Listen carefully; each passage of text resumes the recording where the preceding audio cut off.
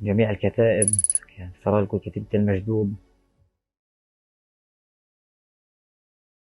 Muhammad Jabr Abu Suja, sosok pejuang Al-Quds yang paling dicari tentara Israel tiba-tiba muncul ke publik. Ia menyinggung soal lemahnya Israel dan kebohongan rezim Zionis soal kematiannya. Muhammad Jabr Abu Suja sendiri merupakan komandan Brigade Tulkarem di Brigade Al-Quds.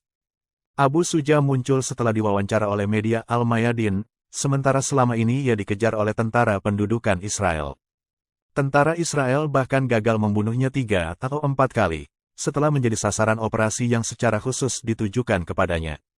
Setelah operasi tersebut gagal, tentara pendudukan Israel melanjutkan invasinya ke Tulkarem selama 55 jam. Saking frustasinya Israel mengincar Abu Suja, Zionis sampai rela menyebarkan rumor telah berhasil membunuhnya. Namun, beberapa jam setelah rumor beredar, rezim pendudukan dan orang-orang terdekat Abu Suja justru terkejut melihat ia masih hidup dan sehat walafiat.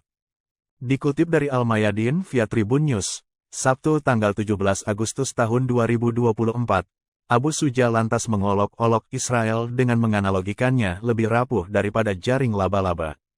Terutama setelah semua kerugian Israel yang terbuang hanya untuk mengincar satu orang. Abu Suja pun kemudian menegaskan tak merasa takut jika akhirnya kematian benar-benar menjemputnya. Menurut Abu Suja, sekalipun ia mati, nantinya akan ada banyak pejuang yang muncul dan menggantikannya. جميع الكتائب، يعني سرى كتيبة المجدوب رحمة الله على شهدائها الذين سقطوا في هذه المعركة، معركة طوفان الأقصى. Download Tribun X sekarang, menghadirkan lokal menjadi Indonesia.